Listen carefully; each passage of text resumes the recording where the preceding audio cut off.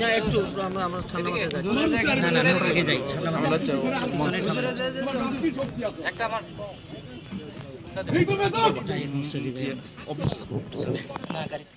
না একবারে গাড়িতে ফুল করে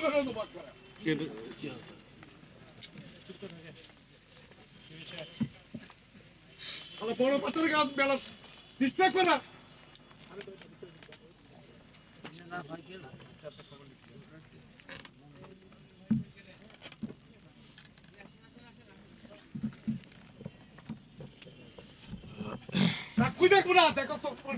এবারে থামেন তো পারে এখানে এটা এটা বলার সুযোগ সময় না। চুপ করে থাকো আইদা না চুপ এখন এখন এখানে বন্ধ বলবা খারাপ হয়ে গেছে তুমি জানো না যত খারাপই হোক এখানে পরিবেশ তৈরি করার দরকার নাই। থাক অন্য দিকে যা বলে যেটাই হইছে শান্তশিষ্টভাবে শুরাও হবে। এই যে এত মানুষ কিছু কথা আমার ভাইয়ের জন্য তার ইজ্জত নষ্ট করার দরকার নাই। থাক তাই সসম্মানে এখান থেকে বিদায় হোক তারপরে কথা হবে। এখন উপস্থিত থাকলে কথা বলার দরকার নাই তো।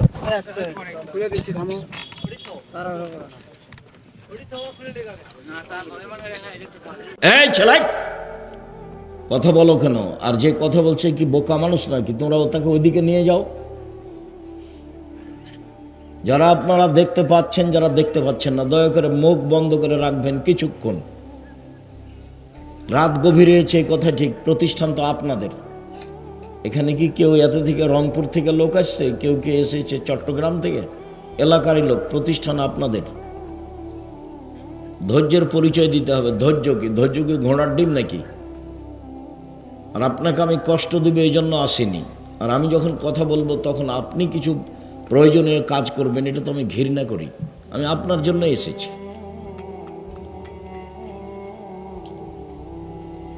আর কেউ কথা বলবেন না, আমি কারো কথা শুনতে চাই না। মোবাইলে কথা বলবেন না, এখন কোনো প্রয়োজনীয় কথা বলবেন না। আপনার কথার তো আমার কাছে 5 পয়সা দাম নাই, তা আপনার আমি কথা বলার সুযোগ দেবো কেন? আমি তো আপনার কথা শুনতে আসিনি। আর আপনি গল্প করবেন, আমি শুনবো, এই জন্য আমি আসিনি। দয়া করে সব কাজ বন্ধ করে কিছুক্ষণ অপেক্ষা করুন। বলছিলাম, সম্মানিত দিনী ভাই বোন, বিবাহ করার পরে যদি কেউ জেনা করে তাহলে তাকে হত্যা করতে হবে। তাকে বাঁচানোর কোনো পথ পৃথিবীতে নেই। 1 মিনিট। গামিদিয়া সম্প্রদায়ের একজন মহিলা আসলো, এসে আল্লাহ রসুলকে বলছেন, তাহিরিনিয়া রসুল আল্লাহ, আল্লাহ রসুল আমাকে পবিত্র করেন। অপরাধী মহিলা আল্লাহ রসুলকে এসে বলছেন যে আমাকে পবিত্র করেন। তো আল্লাহ রসুল বলছেন যে ইরজেই, বাড়ি ফিরে যাও, আস্তাগফিরুল্লাহ, আল্লাহর নিকটে ক্ষমা চাও, ও তুবি ইলাইহি, তুমি তওবা করো, পাপ ক্ষমা হয়ে যাবে। তখন মহিলা উত্তরে বলছে, তুরাদ্দুনি কামা রাদ্দাত মাইজ ইবনে মালিক। ও মাইজ ইবনে মালিকের বিচার না করে ফিরিয়ে দিয়েছিলেন, সেইভাবে আপনি আমাকে ফিরিয়ে দিতে চাচ্ছেন? অনাহবলা মিনা জেনা, আমার পেটে অবৈধ সন্তান রয়েছে, আমার বিচার করে দেন, আমি এমনি ফিরে যাব না। তার অবস্থা দেখে আল্লাহ রসুল বললেন, আচ্ছা ঠিক আছে, ইরজেই হাত্তা তালে দি, বাড়ি চলে যাও, যেদিন তোমার বাচ্চা প্রসব হবে সেদিন আসছে, আমি বিচার করে দেব। মহিলা চলে গেল। মুসলিম গ্রন্থে এসেছে, যেদিন বাচ্চা প্রসব হয়েছে সেদিনই মহিলা বাচ্চাকে ন্যাকড়ায় জড়িয়ে নিয়ে এসে রাসূলের দরবারে বলছে, আল্লাহ রসুল, এই যে সন্তান প্রসব হয়েছে, বিচার করে দেন। অবস্থা দেখে অবাক হয়ে আল্লাহ রসুল বললেন, ইরজেই, বাড়ি ফিরে যাও, আস্তাগফিরুল্লাহ, ইরজেই, বাড়ি ফিরে যাও, ফারদিহি, বাচ্চাকে দুধ খাও, আত্মতাফতেমিহে, যেদিন বাচ্চা দুধ ছেড়ে দেবে সেদিন আসো, বিচার করে দেবো। ইসলামী নীতি। মহিলা বাচ্চা নিয়ে চলে গেল, বাচ্চাকে 2 বছর দুধ পান করালো। 2 বছর পরে বাচ্চা নিয়ে বিচারালয়ে উপস্থিত, তখন বাচ্চার হাতে এক টুকরা রুটি রয়েছে। রুটি প্রমাণ করে যে বাচ্চা খাদ্য খেতে পারে। আল্লাহ রসুল বললেন, শোনো, তোমাদের একজন এই বাচ্চাটাকে লালন পালন করো। একজনের হাতে দিয়ে বললেন। তিনি বললেন, সঙ্গী সাথী শোনো, একে মাঠে নিয়ে যাও, গর্ত খুঁড়ে বুক পর্যন্ত মাটিতে পুঁতে দাও, সুমার জিমুহা, তারপরে ইট ঢেল পাথর দিয়ে তাকে মেরে মেরে মেরে ফেলাও। সাহাবীগণ বললেন, আমরা তাকে মাঠে নিয়ে গেলাম, গর্ত খুঁড়ে বুক পর্যন্ত মাটিতে পুঁতে দিলাম, চতুর্দিক থেকে ইট ঢেল পাথর মারতে লাগলাম। খালিদ বিন ওয়ালিদ বলেন, আমি একটা পাথর তার মুখের উপরে মারলাম, পাথরটা মুখে লেগে মুখ ফেটে রক্ত ছিটে এসে খালিদের গায়ে লাগলো। সাব্বাহা, খালিদ তাকে গালি দিয়ে বসলেন। তাদের ভাষা এমন, এরকম কিছু যে আমাদের ভাষায় হতে পারে, ছি ছি ছি ছি, একজন জেনাকারিনী মহিলার গায়ের রক্ত আমার গায়ে লাগলো, এরকম কথা তিনি বললেন। তখন আল্লাহ রাসূল বললেন, মাহলেনা খালিদ, খালিদ থামো, একে গালি দিও না। আল্লাহ তাওবা তাওবাতান তাওবা সাহেব মাকসিল্লাহ গফিরালাহু। এ মহিলা এত ক্ষমা ভিক্ষে চেয়েছে আল্লাহর কাছে, এত তওবা করেছে, এরকম তওবা যদি বড় থেকে বড় পাপী করে তবু তার পাপকে ক্ষমা করা হবে। খালিদ, একে গালি দিও না। আবার বললেন, খালিদ, এর তওবা যদি মদিনার লোককে ভাগ করে দেওয়া হয় তাহলে সবার পাপ ক্ষমা হয়ে যাবে। এরপরে তিনি তার জানাজা করলেন, কাফন দাফন করলেন। তিনি বুঝলেন যে তার পাপ ক্ষমা হয়ে গেছে। হাজারো মানুষকে তার পাপ তওবা ভাগ করে দিলে সবার ক্ষমা হয়ে যাবে, মানে তার তো ক্ষমা হয়েই গেছে। তারপর আল্লাহর নবী নিজে জানাজা করালেন, মানে ক্ষমা হয়ে গেছে। তিনি নিজে কাফন দাফন করলেন, তিনি সব কিছু করলেন। পৃথিবীর এত বড় মানুষ তাকে বলতে পারলেন না যে যাও তোমার পাপ ক্ষমা হয়ে গেছে, তোমার বিচার হবে না, এই কথা বলতে পারলেন না। মুহাম্মদ সাল্লাল্লাহু আলাইহি ওয়াসাল্লাম শরীয়তের কাছে নিজেই জিম্মি, উপর থেকে যেটা ফয়সালা আছে সেটাই করতে হবে। তিনি ঘোষণা দিলেন সে নিষ্পাপ এখন, কিন্তু তার বিচার তিনি রক্ষা করতে পারলেন না। তার মানে বিবাহ করার পরে জেনায় লিপ্ত হলে তার বেঁচে থাকার কোনো পথ নেই। ক্ষমা চাইলে ক্ষমা হবে, আশা করতে হবে এটা ইনশাআল্লাহ আল্লাহ ফেরাউনকে ক্ষমা করতে পারেন, সেটা তার ব্যাপার। বলছিলাম যে জেনার পাপের গতিবিধি এত কঠিন, এরপরেও ভাষা এরকম নয় সুদের ভাষা যেমন, এটা হলো মূল কথা। জেনার পাপের ভাষা এরকম নয়। মানুষকে হত্যা করা মহাপাপ, কিন্তু ভাষা এমন নয়। শিরক করা মহাপাপ, কিন্তু ভাষা এরকম নয়। বাপ মায়ের অবাধ্য চলা পৃথিবীর দ্বিতীয় মহাপাপ, কিন্তু ভাষা এমন নয়।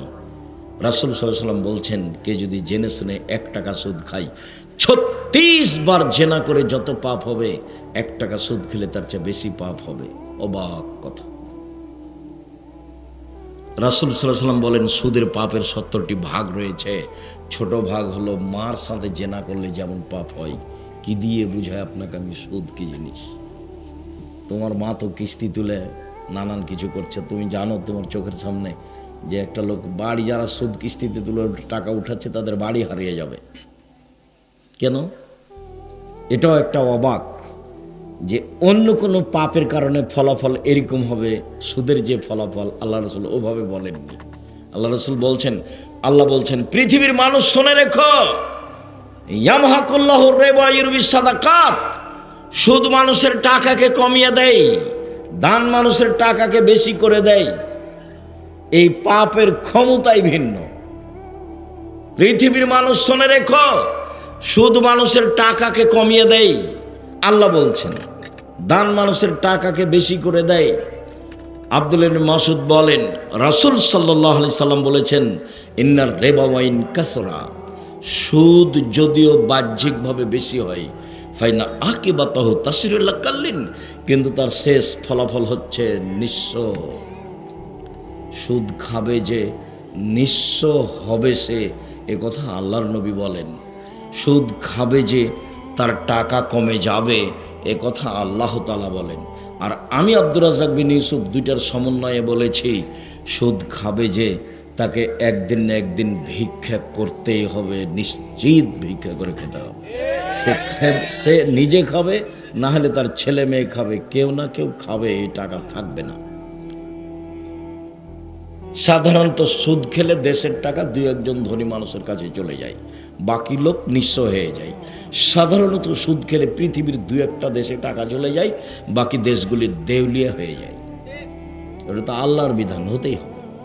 বহু পরিবার আপনাদের চোখের সামনে কিস্তি তুলে কি কি করছিল, দেখুন বাড়িটা নিয়ে নিয়েছে ব্যাংকওয়ালা, ও এখন রাস্তায় নেমে গেছে, বাড়িটাই নেই। আপনাদের চোখের সামনে আছে কিনা আমি আমার বাসার সামনে দেখেছি, বাড়িটাই নেই। কিস্তিতে টাকা উঠিয়েছিল, এখন আর ও বাড়িটাই নেই, গেছে সব। তা আল্লাহ বলছে। আরেকটা জরুরি কথা যে আল্লাহ তাআলা বলছেন আহাল্লাহুল বায় ওয়া হাররামার রিবা, আল্লাহ সুদকে হারাম করলেন আর ক্রয় বিক্রয় ব্যবসাকে হালাল করলেন। পাশাপাশি দুইটা এমন কেন? আল্লাহ তাআলা বলেন, পৃথিবীর মানুষ শুনে রেখো, সুদ চিরদিনের জন্য হারাম।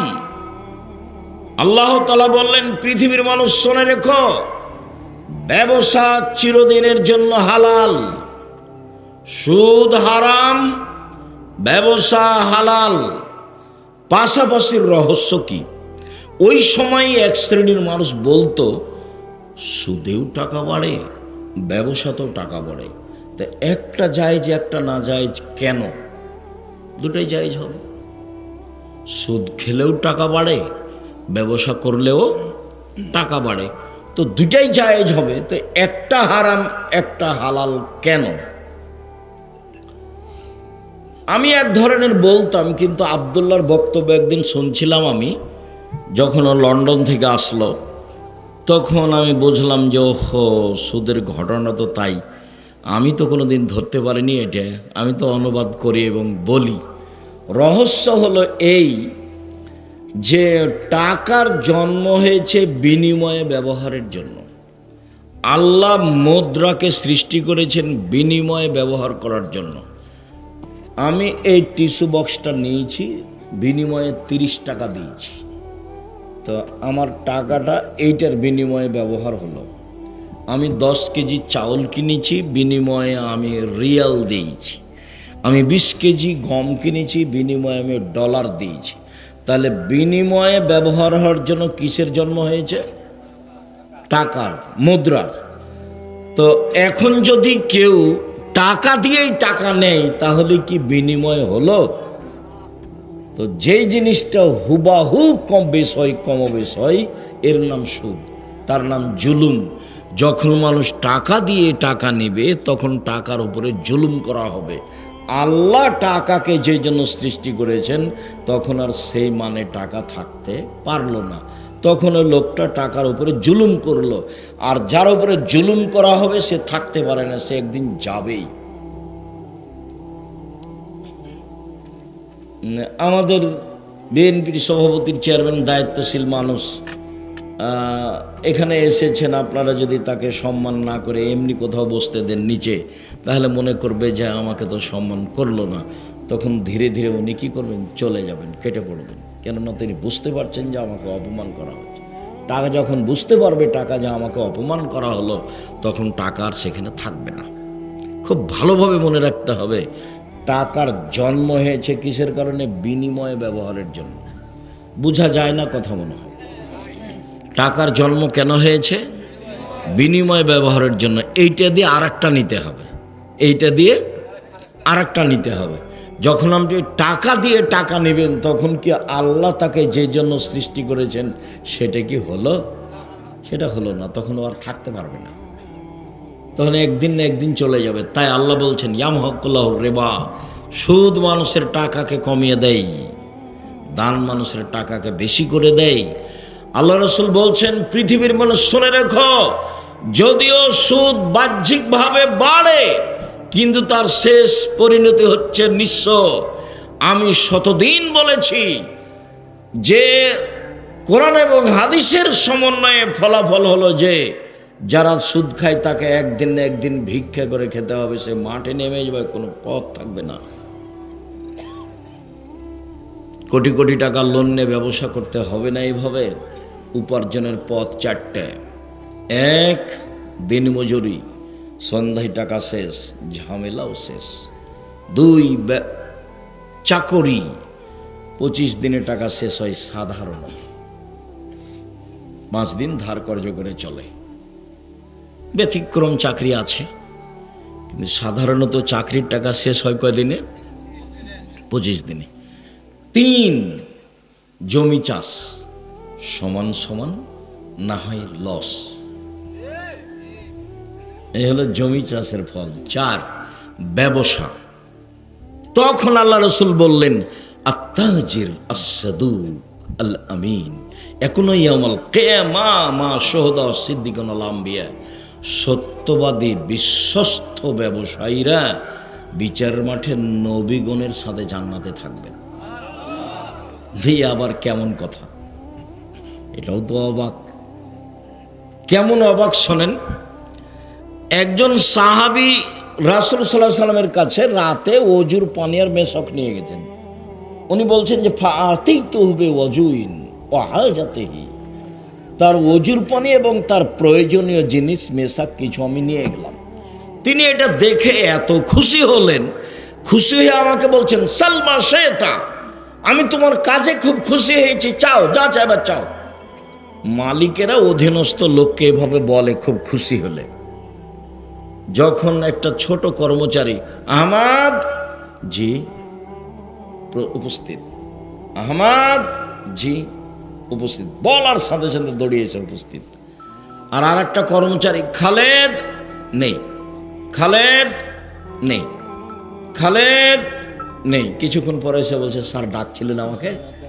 এই যে তোর হবে না রে, তুই যা। তো মুহাম্মদ সাল্লাল্লাহু আলাইহি সাল্লাম তার অধীনস্থ লোকটার প্রতি খুশি হয়েছেন।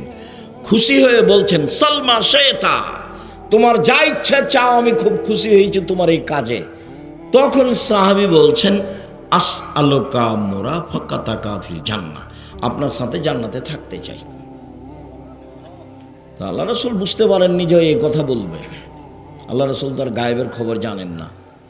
মহল্লা সাহেব এসে নাই আপনাদের সামনে এমন বক্তব্য দিলেন, বক্তব্যতে বললেন যে কে বলছে হাত তুলে দোয়া করা যাবে না। কত হাদিস আছে, বই পুস্তক খুলে দেখালেন।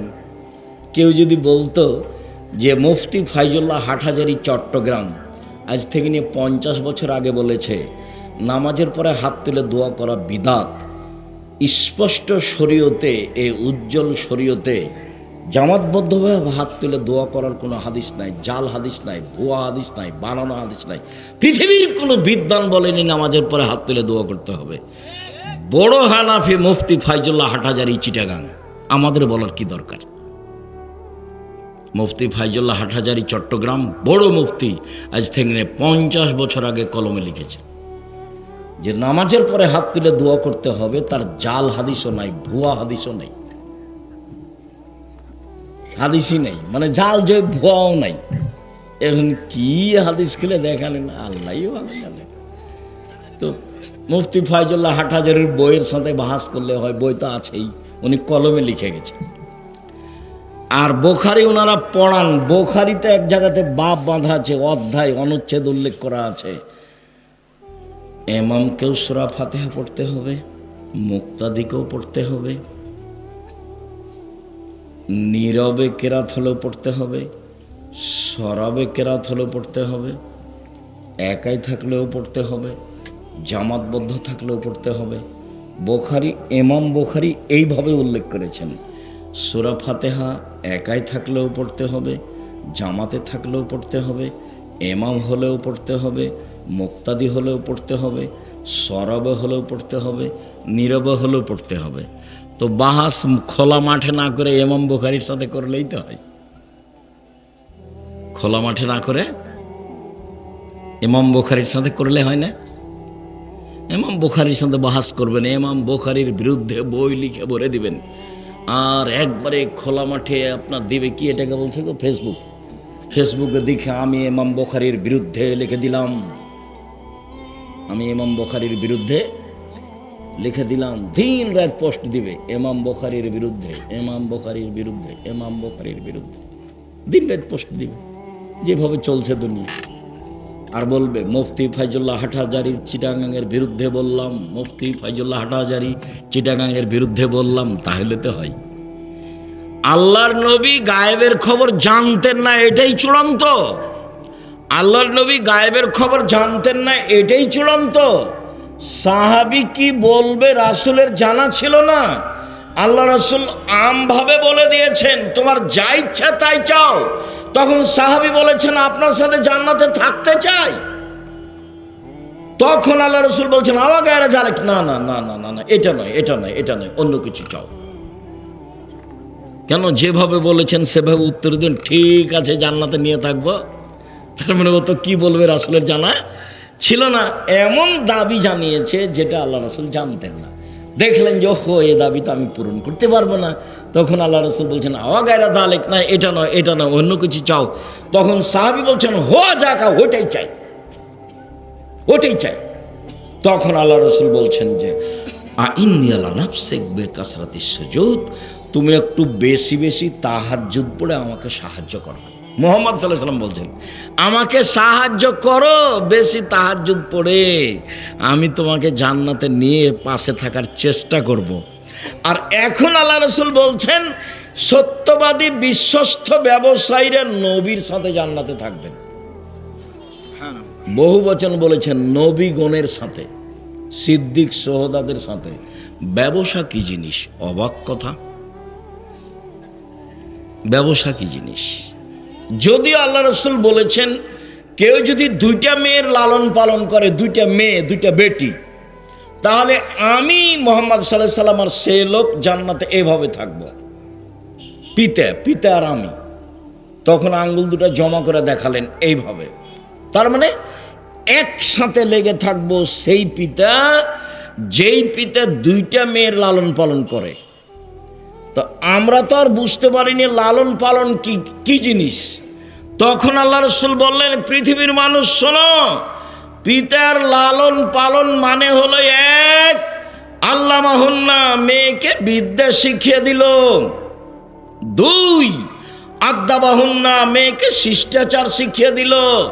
3, আহসানা ইলাইহিন্না, মেয়ের সাথে ভালো আচরণ করলো। 4, জাওয়াজাহুন্না, মেয়ের বিবাহ শাদী দিয়ে দিল। সেই পিতা আর নবী একসাথে এভাবে থাকবেন। তবে একে বিদ্যা শিখিয়ে দিল, ভালো কথা। শিষ্টাচার শিখিয়ে দিল, বাপে তো জানে না শিষ্টাচার কাকে বলে। তোমরাই বলো, বহু মহিলা এখানে এসেছে, কালকে সকালে উঠে ভ্যানিটি ব্যাগ নিয়ে আর চিকন বোরকা পরে বাজারে চলে যাবে, এইটাই কি শিষ্টাচার? তুমি মহিলা মানুষ, তুমি বলো, আপনি বলেন, আপনি তো এখানে এসেছেন বোরকা পরে, ফ্যাশন বোরকা পরে আছেন কেন? শরম হয় না আপনার? হায়া হয় না? লজ্জা হয় না কেন আপনার? ভ্যানিটি ব্যাগ নিয়ে সকালে উঠে বাজার যান কেন? বাজার কেন যাবেন? আপনার দেওর মরে গেছে, দেবর মরে গেছে, ভাসুর মরে গেছে, স্বামী মরে গেছে, শ্বশুর নেই, বাপ নেই, বোনের ছেলে নেই, ভাইয়ের ছেলে নেই, আপনি বাজারে যান কেন? কেন যাবেন? কই আমরা তো বাজার ভাবি না, তারপরে তো আপনি কেন যাবেন বাজারে? শরম হয় না কেন? শিষ্টাচার কাকে বলে? এই ছেলে, শিষ্টাচার কাকে বলে? তোমার বাপ তোমাকে কি শিষ্টাচার শিখিয়েছে? শিষ্টাচার কাকে বলে? তোমার বোনের নখ বড় আছে, এইটাই কি শিষ্টাচার? তোমার বোন নখে নেইল পালিশ দিয়েছে। ইহুদি খ্রিস্টানদের পতিতালয়ের মেয়েদের বৈশিষ্ট্য হচ্ছে নখে নেইল পালিশ দেওয়া। ইহুদি খ্রিস্টানদের পতিতালয়ের মেয়েদের বৈশিষ্ট্য হচ্ছে নখে নেইল পালিশ দেওয়া। ইহুদি খ্রিস্টানদের পতিতালয়ের মেয়েদের বৈশিষ্ট্য হচ্ছে নখে নেইল পালিশ দেওয়া। তোমার বোন নখে নেইল পালিশ দিয়ে রাখে, এইটাই কি শিষ্টাচার? শিষ্টাচার কাকে বলে? শিষ্টাচার কি জিনিস? কপালে টিপ দেওয়া হিন্দুদের প্রথা। হিন্দু মেয়েকে বিবাহ করার 10টি পদ্ধতি রয়েছে, তার একটি পদ্ধতির নাম রাক্ষসী বিবাহ। মেয়ের পিতা বিবাহ দিবে না, ছেলে জোর করে যদি কপালে টিপ দিতে পারে তাহলে বিবাহ হয়ে গেছে। রাক্ষসী বিবাহ হিন্দুদের। সেই টিপ তোমার বোনের কপালে, কিভাবে এটা শিষ্টাচার হলো বলো? রাসূল সাল্লাল্লাহু আলাইহি ওয়াসাল্লাম বলেছেন যারা গায়ে উল্কি করে নেয়, কি বলে কে, ট্যাটু নাকি, যেটা উল্কি করে নেয়, যে তার উপরে অভিশাপ। যে পরচুলা ব্যবহার করে, তোমার বোন পরচুলা ব্যবহার করে খোপা বড় করে, তার উপরে অভিশাপ। যে ভুরু তুলে চিকন করে, তার উপরে অভিশাপ। যে দাঁত ছিলে চিকন করে, তার উপরে অভিশাপ। যে উঁচু স্যান্ডেল পরিয়ে নিজেকে লম্বা দেখায়, তার উপরে অভিশাপ। যে প্রেসিয়ার পরে যাকে কম বয়সে দেখানো চায়, সেটা হলো অভিশাপ। যে সামনের চুল ছোট করে, তারপরে অভিশাপ। যে এইভাবে ঢং করে চলে রাস্তাঘাটে, তার উপরে অভিশাপ। পুরুষের পোশাক পরে যারা, তার উপরে অভিশাপ। তিন শ্রেণীর মানুষ জান্নাতে যাবে না। তার এক শ্রেণীর মানুষ, যেসব মহিলারা পুরুষের শার্ট প্যান্ট জুতা স্যান্ডেল পরে, তারা জান্নাতে যাবে না। মানে যাবে না মানে যাবেই না। বলেন আপনি নিজেই বলেন, আপনার দুইটা মেয়ের লালন পালনের কারণে আপনি জান্নাতে থাকবেন নবীর সাথে, এ কথাই ঠিক। কিন্তু তিনি বললেন, এক, বিদ্যে শিখিয়ে দিল, দুই, শিষ্টাচার শিখিয়ে দিল, তিন, তার সাথে ভালো আচরণ করলো, চার, বিবাহ-শাদী দিয়ে দিল। তাহলে এই পিতা নবীর সাথে জান্নাতে এভাবে থাকবেন। তো বলেন, আপনি বুঝেন, আপনার মেয়ের অবস্থা আপনি ভালো জানেন। হাতের নখে মেহেদি দিবে, পায়ের নখে মেহেদি দিবে, একই। তার মানে আপনি জাহান্নামে চলে গেছেন। মরেন, ঢুকেননি কেন? মরেননি এই জন্য। নবীর সাথে থাকা বাদ দিয়ে কি হয়েছে? উল্টা পথে চলেছে। জিম্মেদারি তো আপনার, মেয়ে আপনার, আর লালন পালন ঠিক করবো আমি, শিষ্টাচার আমি শিখাবো? মেয়ে আপনার, শিষ্টাচার আমি কি দিয়ে শিখাবো? ওই যে ফ্যাশন বোরকা পরে এসেছে, একটু পরে যাবে, হ্যাঁ করে এসেছে, আবার হ্যাঁ করে চলে যাব। আপনি ভালো জানেন শিষ্টাচার কাকে বলে, নবীর সাথে তো থাকা যাবে। বলছিলাম, সম্মানিত দিনী ভাই বোন, সত্যবাদী বিশ্বস্ত ব্যবসায়ীরা নবীর সাথে জান্নাতে থাকবেন, এ কথা মুহাম্মদ সাল্লাল্লাহু আলাইহি সাল্লাম বলেন। ব্যবসার খাতে আরেকটি বাক্য রাসূল সাল্লাল্লাহু আলাইহি সাল্লাম বলছেন, ইয়া মাশারাত তুজ্জার, হে ব্যবসায়ীরা শোনো, ইন্নাল বাইয়া ইয়াহজারুল কিযবুল হালাফ। ব্যবসাতে অনেক সময় মিথ্যা কথা চলে আসে, ব্যবসায় অনেক সময় কসম চলে আসে। ফাসুবহু বিসাদকা, দান করে ওটা মিটিয়ে দাও। তিনি নিজেই ব্যবসায়ী ছিলেন, পার্টনারে ব্যবসা করতেন, ব্যবসা কী জিনিস তিনি ভালো বুঝতেন। যখন মদিনায় তিনি চলে গেলেন, অনেক দিন পরে যখন মক্কা বিজয় হয়ে গেল, এক বন্ধু ছোটকালের ব্যবসায়ী মদিনায় গেছেন, তখন বলছেন, স্বাগত, ধন্যবাদ আমার দিনী মুসলিম ভাই, আমার পার্টনার, ব্যবসায়ী পার্টনার, আপনাকে আমি স্বাগতম জানাই। এ কথা মুহাম্মদ সাল্লাল্লাহু আলাইহি সাল্লাম বলছেন। কারণ ব্যবসা করতেন তিনি, ব্যবসা ভালো বুঝতেন, যার কারণে তিনি বলছেন, ব্যবসায় মিথ্যা কথা আছে, ব্যবসায় কসম আছে, অতএব তোমরা দান করে সেরে মিটিয়ে দাও। মূল কথা বলেন তো আব্দুর রাজ্জাক সাহেব, আসলে ঘটনা কি? সত্যবাদী ব্যবসায়ী নবীর সাথে জান্নাতে থাকবেন কেন? এর মূল কথা যেটা, সেটা হলো এই, দিনমজুরি করলে অসহায় মানুষের সহযোগিতা করা যায় না। দিনই তো চলে না, তো সহযোগিতা করবে কি? দুই, চাকরি করলে 25 দিনেই টাকা শেষ হয়েছে, ওই তো ধার কর্জ করে 5 দিন চলেছে, কি সহযোগিতা করবে? আর জমি চাষ তো সমান সমান না হলে লস, ও কি দিয়ে সহযোগিতা করবে? মানুষ যদি মানুষের সহযোগিতা করতে চায়, তাহলে ব্যবসাতে আসতে হবে। আর মানুষ এত কলা কৌশলে ব্যবসা করে যে ঢাকা বসুন্ধরা এলাকায় হাজারো হাজার শতক মানুষের জমি আছে, জমি কিনা আছে 50,000 টাকা শতক, হয়তো বা তাও নয়, জমি বিক্রি হচ্ছে 1 কোটি টাকা শতক। তাহলে সকালে কিনেছিল 50,000 আর বিকালে হচ্ছে 1 কোটি, তাহলে কত টাকা? তারপরে দেখবেন টিস্যু বসুন্ধরা, মরিচের গুঁড়া বসুন্ধরা, আটা বসুন্ধরা, সোয়াবিন বসুন্ধরা।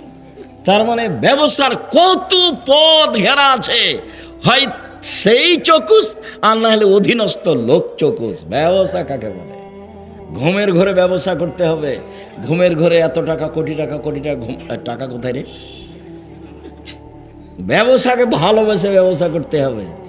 আর বলতে হবে নিজেকে, অসহায় মানুষের পাশে দাঁড়ানোর জন্য ব্যবসা করছি, সরকারকে উঠানো বসানোর জন্য নয়। কার পাশে দাঁড়াবো? সেই জন্য অসহায় মানুষের পাশে দাঁড়াবো, সেই জন্য ব্যবসা করছি। ব্যবসা দিয়ে জান্নাত কিনে নিব, টাকা দিয়ে জান্নাত কিনবো। আরে 5 ওয়াক্ত সালাত আদায় করলে জান্নাত পাওয়া যায়, কিনা যায় না। হজ করলে জান্নাত পাওয়া যায়, কিনা যায় না। উমরা করলে জান্নাত পাওয়া যায়, কিনা যায় না। রামজানে রোজা থাকলে, সিয়াম থাকলে জান্নাত পাওয়া যায়, কিনা যায় না। তাসবিহ তাহলিল জিকির আজকার করলে জান্নাত পাওয়া যায়, কিনা যায় না। দান করলে জান্নাত কিনা যায়। আল্লাহ বলছেন, পৃথিবীর মানুষ তোমার টাকা এবং জানের বিনিময়ে জান্নাত আমি বিক্রি করে দিলাম, তৈরি করেছি, আমি বিক্রি করলাম তোমার কাছে। আল্লাহ বলছেন এই কথা। তা আপনি যে জান্নাত কিনবেন তো টাকা লাগবে না? একজন লোক এসে বলছে, আল্লাহ রাসূল, আমার আব্বা মারা গেছেন, জমি জায়গা অর্থ সম্পদ ছেড়ে গেছেন, কোনো কিছু ওসিয়ত করেননি, আমি যদি আমার আব্বার নামে দান করি তাহলে আমার আব্বার পাপ মিটে যাবে কি? আল্লাহ রাসূল বলেন, হ্যাঁ, তোমার বাপের পাপ মিটে যাবে। তখন তিনি বললেন না ছোট, তখন তিনি বললেন না বড়, তুমি দান করলে তোমার বাপের নামে তোমার বাপের পাপ মিটে যাবে, এটাই চূড়ান্ত হাদিস, বুখারী মুসলিম।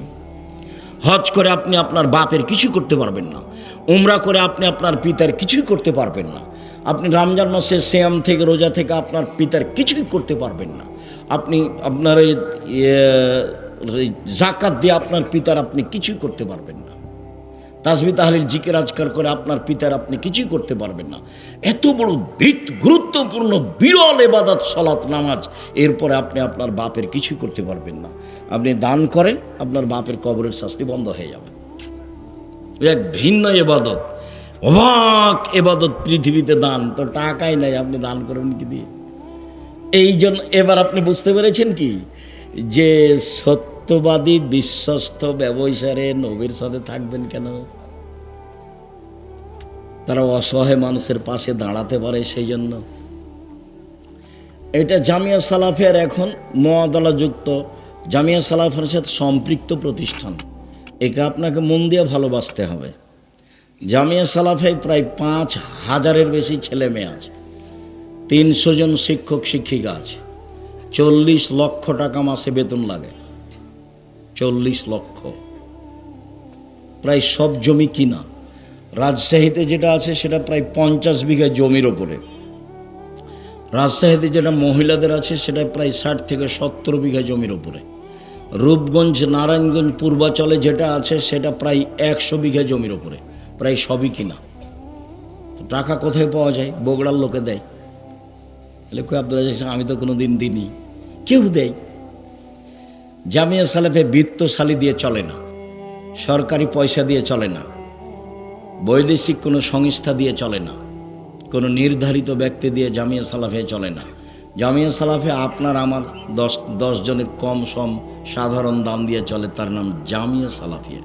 এদেশের শিরক মুক্ত প্রতিষ্ঠান জামিয়া সালাফিয়া, বিদাত মুক্ত প্রতিষ্ঠান জামিয়া সালাফিয়া, দলমুক্ত প্রতিষ্ঠান জামিয়া সালাফিয়া, সংগঠন মুক্ত প্রতিষ্ঠান জামিয়া সালাফিয়া, হিংসা মুক্ত প্রতিষ্ঠান জামিয়া সালাফিয়া। জামিয়া সালাফিয়ার সাথে যত প্রতিষ্ঠান জড়িত হবে সবকে দলমুক্ত হতে হবে, সংগঠন মুক্ত হতে হবে, শিরক মুক্ত হতে হবে, বিদাত মুক্ত হতে হবে এবং হিংসা মুক্ত হতে হবে। মাথাটা ফ্রি খালি রাখতে হবে। কারো প্রতি ভালোবাসা বেশি আর কারো প্রতি ভালোবাসা কম, এটা রাখা হবে না। যার উপরে ভালোবাসা কম আছে আপনি তো তার জন্য বদনাম করবেন তাহলে তো আপনি জাহান্নামে চলেই গেছেন। জেনা মহাপাপ এ কথা ঠিক, সুদ মহাপাপ এ কথা ঠিক। যদি আপনি রাতে উঠে বলেন যে সুদ লেনদেন বন্ধ করলাম। মুহাম্মদ সাল্লাল্লাহু আলাইহি সাল্লাম শেষ ভাষণে বললেন, পৃথিবীর মানুষ শুনে রেখো, কুল্লু আমরিন মিন জাহেলিয়া, জাহেলিয়াতের যুগে যত লেনদেন নিয়ম নীতি ছিল, জঘন্য নিয়ম নীতি, সব আমি আজকে হজের মাঠে বিদায় হজে 2 পায়ের নিচে রেখে দিলাম। তারপরে বলছেন, আমি সুদকে আমার পায়ের নিচে রেখে দিলাম। সর্বপ্রথম আমার চাচার সুদ মওকুফ ঘোষণা দিলাম। আমার চাচার সুদ লেনদেন আর হবে না। নিজের তো আর টাকা নাই বলতে পারেন না, নিজের বাপেরও তো কিছু নেই, বাপ তো মারা গেছে কবে, মা তো নাই। এখন কার টাকার উপরে ক্ষমতা দেখাচ্ছেন? চাচার। চাচা মানে পিতার স্থানে চাচার টাকার উপরে ক্ষমতা দেখাচ্ছেন মুহাম্মদ সাল্লাল্লাহু আলাইহি সাল্লাম। পৃথিবীর মানুষ শুনে রেখো, সুদকে আমি পায়ের নিচে রেখে দিলাম, চিরদিনের জন্য সুদ বন্ধ ঘোষণা দিলাম। সর্বপ্রথম আমার চাচার যত সুদ লেনদেন ছিল সব মওকুফ ঘোষণা দিলাম।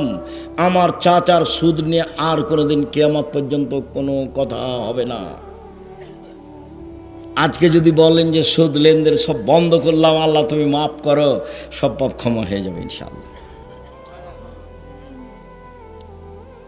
80 বছর বয়সে একদিনও সালাত আদায় করেননি, এখন বলছেন আমার ভুল হয়েছে, আল্লাহ মাফ করো, ইনশাআল্লাহ সব পাপ ক্ষমা হয়ে যাবে। কিন্তু ওই যে একজনের বিরুদ্ধে থেকে বললেন ও লোক খুব খারাপ, এখন ক্ষমা নেন দেখি,